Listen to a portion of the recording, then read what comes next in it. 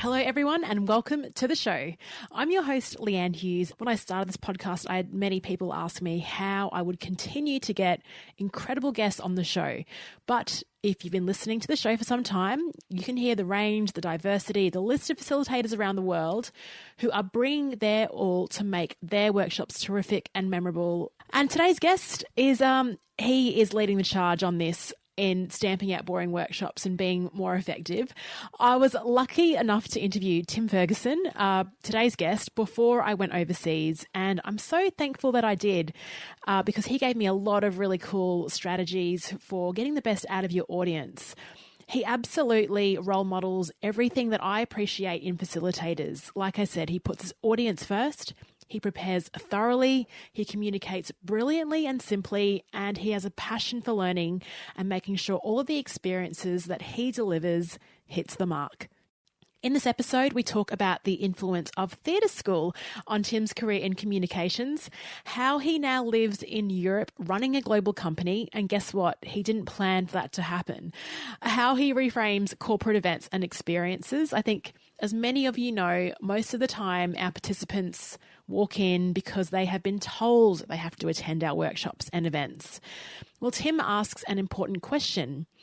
How could you get your participants excited and over the moon about attending your event? What would it take to get that level of commitment? I love that reframe. And I think the most important takeaway from this one is how Tim and his company audience puts the audience in the spotlight. And that isn't a throwaway comment at all. Okay, so who is this guy? Well, as a CEO of Audience, Tim's job is to hire, train, and retain people so good they will transform the meetings and internal communications industry. He's passionate about providing employees with opportunities to grow personally and professionally, and he really focuses on his global team, which spans Canada, the UK, Switzerland, and Singapore. He works with leadership teams on creating the conditions for employee engagement and sustained behaviour change. As a presenter coach, Tim has developed practical techniques that are straightforward and effective. Presenters discover they can always elevate their performance and expand their comfort zone no matter where their starting point may be. Tim has extensive experience in the pharmaceutical industry as well as financial and professional services, and he now resides in Switzerland. Now, on to the show. I am absolutely thrilled to welcome onto the podcast Tim Ferguson. Tim is joining us over in Switzerland. How are you? Hey, Leanne. I'm well. How are you? I'm really well. I'm having a really great day. And obviously it's afternoon here and nice and early for you. So my voice is all warmed up. How's your voice feeling? Yeah, I could use a little bit more warm up, but I think we'll get there. I think we will as part of this conversation. Tim, as you know, you do listen to the show. I was wondering if you could start off by telling the listeners a bit about yourself, your career pivots, and what you do now. Yeah, sure. Maybe I do just need to start by saying how amazing your show really is. I've been doing the facilitation thing for about 19 years now. And I was searching podcasts for research for a client who wanted it. Said, hey, can you give me some great facilitation tips, something that I can catch up on quickly? And I thought, I wonder if there's a podcast out there. And so I just Googled you essentially and found, I'm a big podcast listener, and found First Time Facilitator. I couldn't believe it. And I've been listening to it avidly ever since. So yeah, my career seems like it's been nothing kind of but pivots, I suppose. I'll start way back because I think it's actually hugely relevant for anyone who wants to be a facilitator. I was a day camp counselor when I was in high school, and this was one of the greatest jobs I ever had. And I use what I learned there in the corporate environment where I do my facilitation all the time, and just the idea of being able to create boundaries and rules within which great times, great play, great investigation, great creativity can happen. And that it's not a contradiction to set very firm, like left brain rules in order for very liberated right brain activity to happen. And I think I learned that around 17 years old when I was in high school. The other important pivot was I went to theater school right after high school. I was at York University in Toronto studying theater. And there we learned perhaps the oldest, most trusted workshop concepts of all time, which is a theatrical rehearsal. So in a theatrical rehearsal, the director needs to get 100% engagement out of 100% of the actors for essentially 100% of the rehearsal experience, and needs to be not just bring out the A game of everybody, but somehow help them dig deeper into the well and come out with something that they hadn't expected. That again is something that I'm using in my work all the time. And then I went into almost like pure academia, liberal arts. I was doing my PhD in religious studies and wanted to be a professor. I was doing comparative religion and sort of philosophy of religion. And this requires very concentrated empathy. Like you need to get your head into, let's say, what was it like to be a medieval monk? Or what's it like to be a Bedouin? Or what is it like to be a native Canadian 1,000 years ago? Or yet alone differences between being Buddhist or Hindu or Christian, for instance. And then when I was in my early 30s, my wife basically said, look, man, if you want to have kids, you got to get a job. So this academia thing, like I know you're enjoying it, but it would be helpful if you actually had a viable career. So I ended up by pure accident, I won't go into any more details, I ended up in the corporate communication and event agency world in the creative department as a writer. And the rest is kind of history since then. I discovered a thing called a corporate event, and that within these corporate events were two things that were near and dear to my heart. One, presenting on the main stage to hundreds of people, and the other, these small workshops that I couldn't believe that someone would pay me to create these things. It was amazing. I just love how you had to, well, first of all, you had to go back to the age of 17 to share the greatest job that you've ever had. So hopefully what you do now is filling you with a lot of joy. But I agree, getting the opportunity to run these things, I think the reason why I do facilitation, well, the reason I'm drawn to it is because the highlights of my work career and any kind of team that I've been part of has always been going to workshops where we talk to each other and play games and share things. And I thought, if you can just do this as a job, I mean, what a thrill that is. And then, now these are your career pivots, but I'm also hearing a bit of travel pivot, because you're not talking with a typically Swiss accent there. What are you doing in Switzerland? Where are you from originally, and how did that all happen? I'm originally from Toronto, Canada, and that's where I grew up. That's where I met my wife, and we had our kids, and we were going to live probably our entire lives. And then I had a client who, I'm a presenter coach, and we design meetings and help make them very interactive and very productive. And that's not done all around the world, I guess. And we had a client who had a position in the Canadian affiliate of a global company, and he got a promotion and went to Basel, Switzerland, and said, hey, the meetings that we're doing over here aren't very good. Can you please come over and help? And we started to do that back in 2008. And within 6 years or so, we had built up the business to the point where I was just spending all my time in Europe. So we decided to open a Swiss office. So we had the original agency in Toronto. We opened one in Switzerland. And then from Switzerland, we've expanded into the UK and Singapore. So yeah, my life has oddly become very global. I never anticipated that when I was younger. Congratulations on the growth and for being global. And I notice, like, sometimes when I'm traveling and I post things up, your advice around, this is on LinkedIn, you give some really great commentary on some tips and things that you do when you travel, which I'd love to talk about a little bit later on. But first of all, you briefly alluded to the types of workshops that you facilitate. So helping clients facilitate better meetings internally. What kind of problems or pain points do you see when clients approach you and ask for help about making these experiences better within the workplace?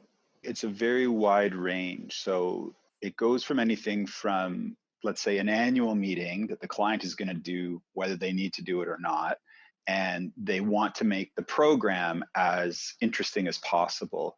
And you're almost having to manufacture, like out of very thin gruel, you're having to manufacture something that's going to be legitimately engaging and interesting. So this could be, let's say, a subject matter area, like let's say the finance people meet globally once a year for 3 days, and or on an affiliate level, let's say maybe it's the salespeople that meet once a year for 3 or 4 days, and we would create interactive training experiences or information sharing experiences, and just trying to make them as engaging as possible. The other end of the spectrum, I do a lot of work with leadership teams. So let's say two divisions within a company merge together and now there's a new leadership team, or the old leader is gone and a new leader has come, and that person wants to sort of put their stamp on things and maybe change the culture of the leadership team. We do a corporate retreat of 2 or 3 days where you really dig very deep. It's very personal. People are having to be quite vulnerable in order for it to be productive. Sort of everything in between. So we might do a 3-day offsite for 10 people, or a 4-day kind of mini conference for 300 or 400 people. Depending on the problem and the need. And so what is the process? Like, how do you sort of define, do they come with a problem? How do you make sure that the medium, so whether it's a retreat, a conference, or a small intimate event, do you sort of use a lot of questions, or do you have a process of evaluating the right event to suit the need? Our company is called Audience, and we're called Audience for a reason, is that we try to begin there always. So regardless of the ask, so whether the client has come with a specific problem or whether they're saying, hey, we don't really know what to do, we just want our event to be more interesting, we say, okay, well, let's start not with your content, not with your objectives. Let's start with your audience. Tell us very specifically, let's get into it. Who are we talking about here? What are the demographics? What are their needs and concerns? What keeps them up at night? The question we basically ask is, because we do corporate events where everyone has to come, right? Like it's not an option. You have to come. Yeah. We like to say, look, let's cancel this event and then sell tickets. So no one has to come. They only come if they want to come, their own money, their own time. What would be of such value to your employees that coming to this event would be something that they would gladly do?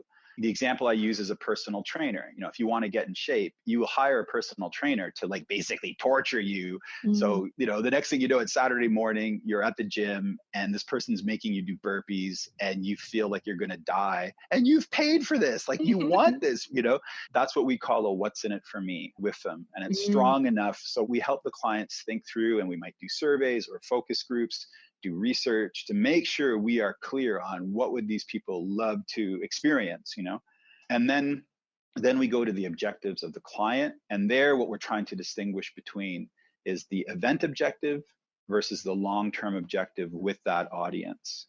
So we'll ask the question, a year from now, what kind of relationship do you want with this audience? How describe it? What would it be like? And then what is it now? And let's identify the appropriate starting place. Very often the clients want to overload the objectives of the event. And it's like, well, no, just start, you're probably going to just start small, kind of a SMART objective. Then we look at the content. So finally now we say, okay, in order to achieve the what's in it for me of that audience and achieve your very specific SMART objective with a kind of a long-term gain afterwards, what should this event look like, sound like, feel like? And then it's almost like the content writes itself. Yeah, it would just sort of fall out of the process, right? Because you've gone through all these sort of stop gates. I love that approach of audience first. And I was thinking back to what you were saying about the time that you went and were thinking about doing a PhD in religious studies and empathy mapping for Buddhist monks. Hey, it's come in useful now, like your empathy mapping for your clients and all the various audiences that you work with. That's exactly right. Yeah. And the question I've got is, I love that you push back with the client, because I think I can certainly put my hand up, and I'm sure other listeners as well, working with clients or even internally, they want the workshop to be like the be all and end all. So like you said, overloading with objectives. So how do you push back on that and say, look, we need to scale it back? How do you do that, influence their decisions on that? Yeah, ideally, you don't have to push back. It's more like you say, influence. It's a process of discovery. So what we say to the client is, okay, so they'll start with the content. We're going to have a 3-day event, and we're going to have Joe, Frank, and Sally speak, and then we're going to have a guest speaker, and then we're going to have a team building, and then we have to go to this specific restaurant because it's so awesome. We're like, okay, this sounds like a great event. All right, perfect. Can we just take one step back, though, just to help us understand the situation? Can you tell us about who your audience is, like who's coming to this event? And can you paint a picture of the frame of mind they're in right now? And they'll be like, well, we've just gone through a lot of changes recently, and there's a lot of worry that maybe there's more changes to come. And so I guess now that you ask, I guess people are, they're rather concerned. Oh, rather concerned. Okay, so we're going to put them into like the Disney World event, but you think there's a lot of concern, right? Okay, so what are they concerned about? And then eventually what the client will say is, now that we're having this conversation, I actually think a more low-key event with more open discussion, more time for people to really ask the leadership team questions, less sizzle, more substance. I think in this case, that's what's called for. And so that's just one. It could be the opposite. It could be that that they want to do a very kind of dry event, even though what the audience is needing right now is celebration and fun. The answer is always in the audience. It's always in the diagnostics of the audience. And if you get your client thinking through the problem themselves or thinking through who they're going to be speaking to themselves, they will come to the conclusion on their own. If that doesn't work, then we would be a little bit more pushing back and saying, here's how we see it. But it's much more powerful if they come to it on their own. Yeah, I think that clever use of questioning and getting them to come to the solution is very smart in terms of influencing. And I apologize for laughing over the top of your comment. I shouldn't do that as an interviewer, but I was laughing because what you were saying, I've been there. I have been talking to clients and internally and thinking, like you said, they come to the meeting with 80% of what the event looks like. And it is an unraveling process. So thank you for sharing some practical ideas and questions we can use to influence a better event and a better outcome. Now, you're the CEO of this business and you're also writing a book. How on earth are you doing that? And can you share with our listeners a bit about your book and what sort of drove you to write it? I've finished the first draft, so it's in a draft form, and I'm laughing to myself now because I don't know if you listen to the 10% Happier podcast, Dan Harris's podcast, but if you want to get into meditation and mindfulness, he's awesome. He considers himself a fidgety skeptic is the way he would refer to himself. And yet he's gotten into the whole mindfulness thing. Anyway, he was talking about how it's very dangerous to talk about your book until it's done because talking about it makes you feel like it's done and it's not done. So with that said, I'm writing a book called Enter Stage Right, The Corporate Presenter's Handbook. And this comes from, while I love facilitating and it's very near and dear to my heart, my day job is as being a presenter coach. So I help clients get ready for real presentations in the real corporate environment and work with them from conception to execution. So from on a flip chart, like what should this, analyzing their situation to rehearsing with them on the stage right before the doors open. And over many years of doing this with hundreds of clients around the world, I felt like I would like to be able to share more knowledge with more people. And the corporate world, as well as the medical world, is a whole different story, though we could get into. They don't teach presentation skills. They do not teach communication skills. So even though the corporate world is for knowledge workers, and presumably the way that they further their business is to talk to one another, they don't train anyone on how to give a presentation. So you see all of this death by PowerPoint, and it's a significant problem, and they don't have training in how to prepare. So this book is designed as a handbook, 10 chapters that would allow you to have the benefit of a coach through the medium of a book. Awesome work. And you've sent through one of your chapters, and I have pulled out a quote from it I wanted to share with listeners and get you to expand upon if you're happy to do so. The quote is, "Presenters give as much as they can while on stage, pouring their hearts and souls into it and hoping the audience will respond. Facilitators do this as well, but take it a big step further. A facilitator makes a total commitment to making engagement happen." And the reason I picked that quote up is because you're really looking at the differences between presenting and the multifaceted role of facilitator. And I love that you actually said it is a big step further, in that it is more challenging and there's more accountability to drive that engagement. So can you really sort of elaborate on that statement and what you observed, why you sort of felt compelled to share that in this chapter? Sure. I think that on the one hand, I compare it between a sprint and a marathon. A presentation, let's say you've got a 20 or 30-minute presentation, perhaps you have Q&A involved with that. But likely it's a story that you're up there to tell. And hopefully you're going to tell a compelling, interesting story. You're not going to have 1,000 slides. It's going to be like the TED Talk style presentation. That takes a ton of energy to bring that across. A facilitator, it's 8 hours with other human beings. And who speak back and who their personalities are. In fact, I mean, your job as a facilitator is to strategically activate the heart, mind, and soul of every person in your workshop and get them into the game. And now it's real, like game on, right? It's not just you on that stage trying to broadcast something.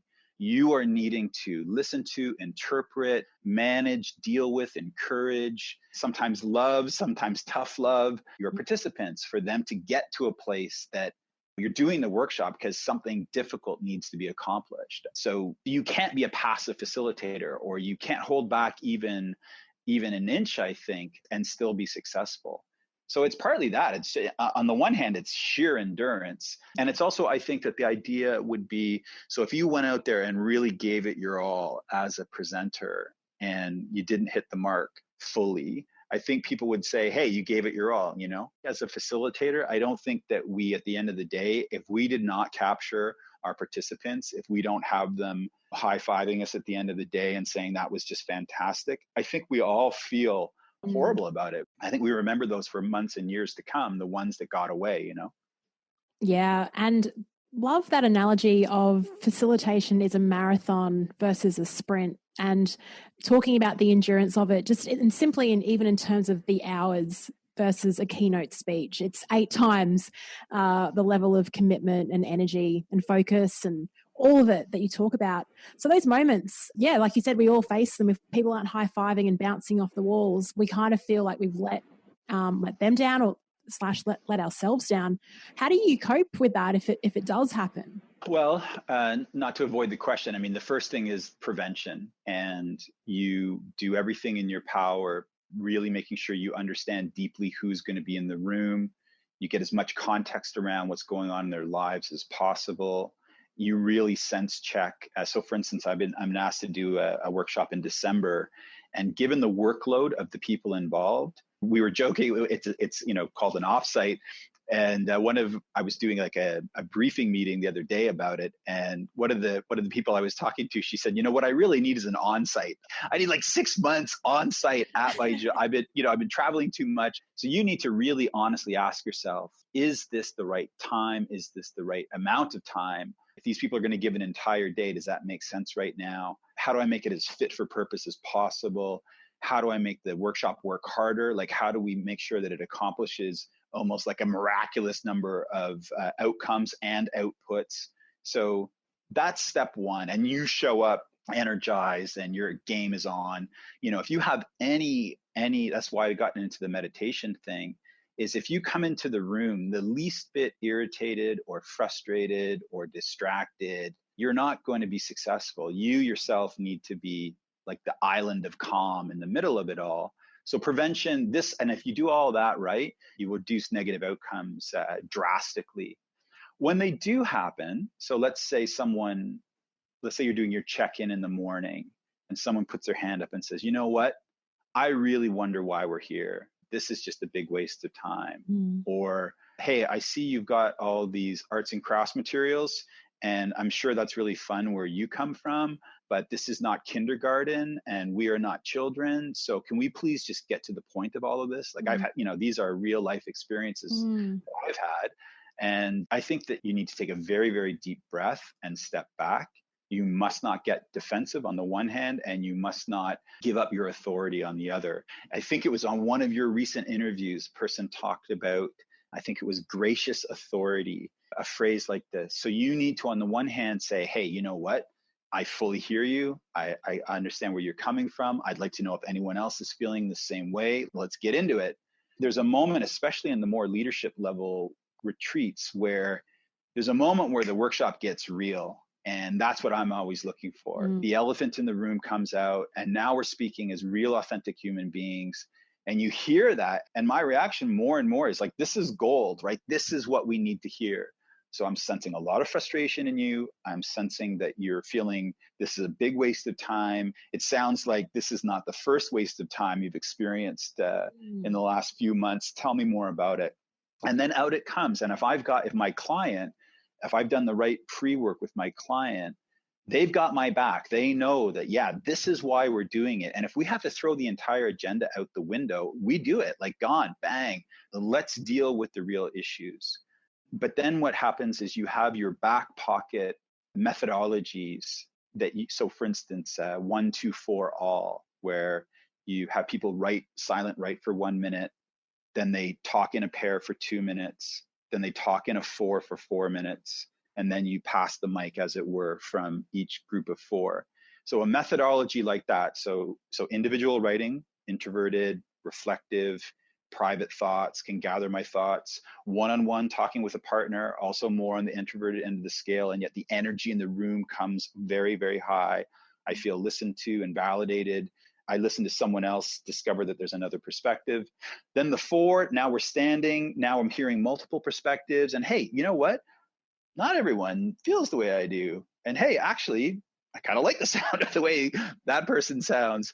And I really feel like we're now having a productive conversation. This is actually really cool. And now the mic comes around to the groups of 4, and that anger and frustration that the first person kind of kicked off has now turned into something constructive and amazing. So you need enough of these methodologies in your back pocket to when the moment arises, you can implement them. Yeah, because I think particularly for first-time facilitators that listening in, those scenarios that you just gave, I think even when I was listening to it, I could feel the blood rush to my head and thinking, oh my gosh, what would I do in that moment? And I think newbie facilitators possibly think that they need to justify or what the process is, and it's all on them to figure this out and to bring the workshop back on track. What I love about having a process like 1, 2, 4, all, which I've actually never heard of, so thank you for sharing that on this show, is that it's going back to the group to talk through. And like you said, it's a mix of the energy. So getting time to reflect, which changes the mood, then the sharing, which brings it up. And such a fantastic tactical way of bringing something in that could possibly really derail the workshop. What you're doing then is getting the group engagement. So, and I totally agree in terms of having those methodologies and tools in your back pocket that you can sort of lean on, and processes are just fabulous like that. So you talk about this book in terms of helping to prepare your clients and get them to run better corporate presentations. How do you personally prepare for workshops, say a month away or even the night before or morning of? I know I've seen you post on LinkedIn about this sort of stuff, and you've got a ton of great strategies that you use. So I'd love to hear them. Yes, well, if my kids are listening, I hope they will, that I do have an obsessive compulsive streak in me. So I do have a lot of routines and rituals that I would go through in order to arrive ready. They do start about a month before, whenever I'm, first speaking to the client. And it's that triangle audience, presenter, content thing. So I want to know in great detail who I'm going to be speaking to. It could be that I do interviews with them. I love to talk to just 2 or 3. I'll say to the client, I'd love to speak to 3 people. Your most on-board person, who's going to be most enthusiastic. Your least on-board person, who's going to be like the most negative person in the room. And then I want to talk to the informal leader who, and whether I don't care where they are on the spectrum. I want to talk to the people that everyone else will listen to when they are speaking. And if I can develop a relationship with those 3 people coming into the workshop, if they can have a legitimate influence on the agenda and what we're going to accomplish, and then if I can give them even roles, I'm the facilitator, but facilitation is something that all of us in this room need to be doing today. And I give roles to people to help me, right? To help each other. So preparation, all the logistic things, like I find that I need to be really clear on what am I doing 24 hours before this workshop. And I need to be in a place, I need to know that I am physically where I need to be. Very often, I was loving your stories of being in Hong Kong. I do workshops all around the world. Where am I? I want to be in the hotel, 24 hours before. I want to see the room the night before. I know some of your other speakers don't use slides. I do. I don't use many, but I use them to kind of hold the program together. So I'll be going over those the night before. You can't rehearse. It's the difference between a presentation and a workshop. You can't rehearse an 8-hour, but you can rehearse your opening. So I make sure I know my first 15 minutes. I have to my first 2 minutes, I have to absolutely grab everybody. So I'm rehearsing that. And then I'm taking care of all the fundamentals. So I need to sleep. I need to get to the gym. I need to do my meditation. I need to get other things off my plate so that, I arrive with, just this very high state of readiness. I think you're a runner. I think anyone who's like done a 10K race or something, that feeling of race day. So you're a little nervous. I've been doing it for all these years. I'm nervous, right? Like I want this to go well. Just because the last one went well doesn't mean this one will go well. And then the night before, I will do a last minute check I'll go on LinkedIn and I look at the profiles of the people. Even if I've done it before, I'll do it again. And just to remind myself, these are human beings. Where have they come from? What kind of schooling did they have? What are the titles in their roles? Like just get a flavor for the person. And then I'm obsessed with writing out their names the night before. Really? So, I write everybody's name. Yeah. So then I already have a visual in my mind of who I'm going to meet. And then my pronunciation of different names is terrible. So I practice saying them. And then in the morning, I'll rewrite that list and just the first names. So when I'm meeting everybody, it's like you're checking off a list. So it's like, I know I'm going to meet a Liz. I know I'm going to meet an Ahmed. I know I'm going to meet a Heather. And then so when the person arrives, they're filling a mental box that you've already created. And it allows you to be using their names right away, because it's one of the key things as a facilitator. If you don't know the name of every participant, it's hard to develop a relationship with them. And so then I have a little map of the tables. So as they come in, oh, hi, Heather, nice to meet you. And then I write where she sits. I write it down on my little map. And so within the first half an hour of the workshop, I've used everybody's name like 5 times and I've memorized them. And for the 2 or 3 that I can't remember later in the day, my little map is there to remind me. So those are some of the things I do to prepare. That is incredibly thorough. Oh my goodness, you've given me so many great ideas. I did see in one of I think it was one of your blog articles or somewhere where you said that you actually looked at all the LinkedIn profiles. So again, that comes back to your focus on audience first. But I never even thought of looking at just revising the names the night before, writing them out to make them really come to life, and then challenging yourself within the first 30 minutes to use everyone's name. I spoke to Tom Scantlebury about customer experience a few episodes ago, and he said that using someone's name is one of the most powerful things that you can do. And here's just a quick tip that, let's say for some reason, and it does happen occasionally, you're not able to get that information about the audience. So what do? You do a few things. One is you make sure you are ready at least 30 full minutes before the time so that you can greet every single person who enters the room and have a little 2-minute chat and just ask them a couple questions. And then I'll just say, hey, everyone, I know you all know each other, but I don't. So do you mind putting a tent card with your name in front of yourself and maybe add your superpower to that if you like, or like we'll do some kind of silly thing. And so I'm just right up front about it. And I'll say, I don't know any of your names. I want to know your names. Please write them out for me. And don't leave it to make it this mysterious thing, Yeah, that's right. I love the tent cards as well. The only problem sometimes is when people move or they hide them away and it's like, I can't see them. And then you call someone the wrong name. You're like, damn it, struggle's real. Yeah. The other question I get quite a lot, Tim, because I've been very lucky. One of my first gigs is for a client that is around multiple Asian countries. And you've got a business, working for a business that is truly global, and you've traveled around the world facilitating and working with clients. Do you have any advice for people that want to work internationally? Because I'm trying to think of the process. I think mine was just luck. How about your process? How have you been getting these international gigs? Well, from a business development point of view, it's been purely by following my clients. So I have a great relationship with a client in Basel. That person becomes the general manager of the Indonesian office of their company. And then they asked me to come and to work there and just demonstrate a massive willingness to do so is, to be honest, as how it's all happened. So I follow, like, I have certain clients who are always like, so Tim, I know you haven't done exactly what I'm about to ask you to do, but I think you can do it. I've got 2 or 3 of those who have been like the most important clients to me. And I would cross the earth for them. And then I literally have. And then it kind of spreads by word of mouth. The other thing is that you don't disappoint, right? So if you are asked to do a workshop in another country, you've got to knock that one out of the park. So you're going to do some research on the culture. You're going to do that much more just investigation of who it is that you're going to be working with. You arrive a little bit early so that you get to know the place a bit, and you show massive respect for where you are. So whether you're in Germany or Japan or Argentina, it doesn't matter.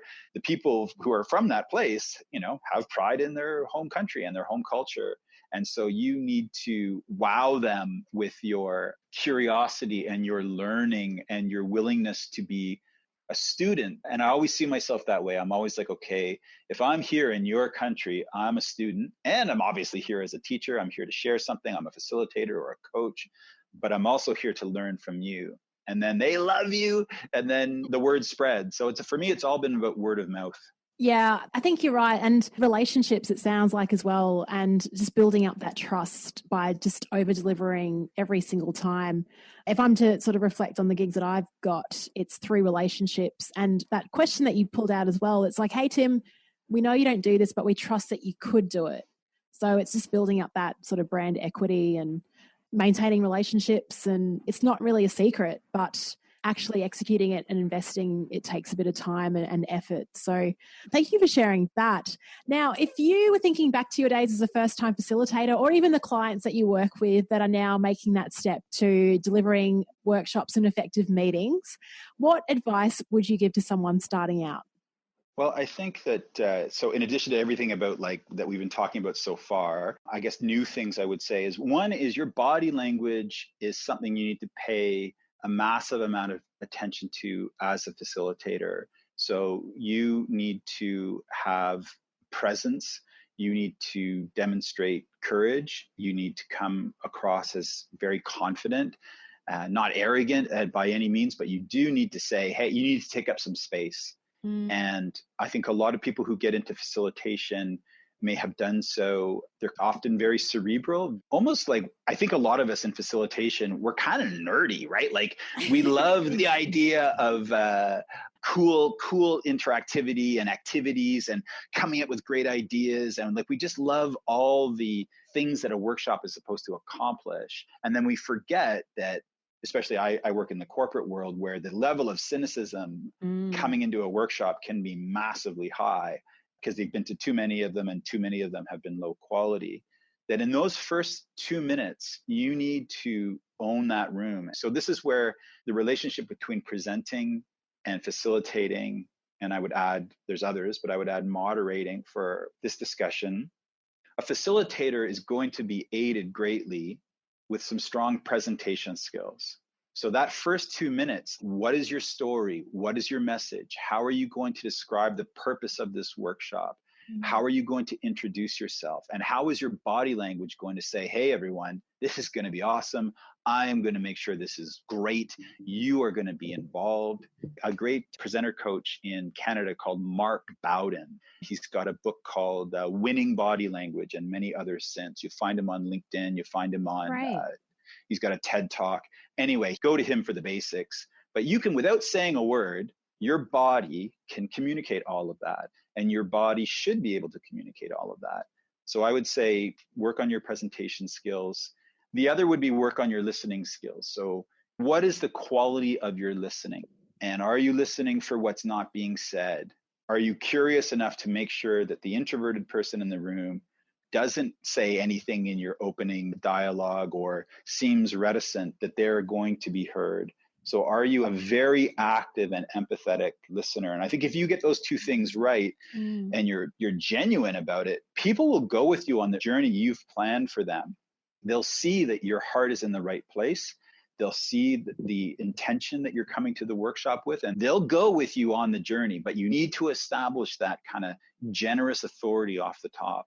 Generous authority and confidence. And I like that you, again, sort of really talk through those first 15 minutes. And I guess one of my personal favorite things is I don't mind that the fact that workshops have this sort of bad brand. I see that as a challenge, like I'm going to make you love this. Yes. Like I really want people to start falling in love with learning again. And like you said, that's the reason why you do what you do, is because all over the world, these terrible meetings and workshops are still happening. So the fact that you can get someone and really sort of light them up in a workshop and sort of reframe that their learning experience is such an incredible opportunity, and one that we sort of really need to prepare for. And Tim, like, you've just given us just a ton of useful tools and tips and ways. And thank you for sharing your OCD-ness with us, because I love checklists. I love all of this sort of stuff. And even looking at the chapter you sent through, I think it's such an incredible resource. So when do you plan on releasing that, by the way?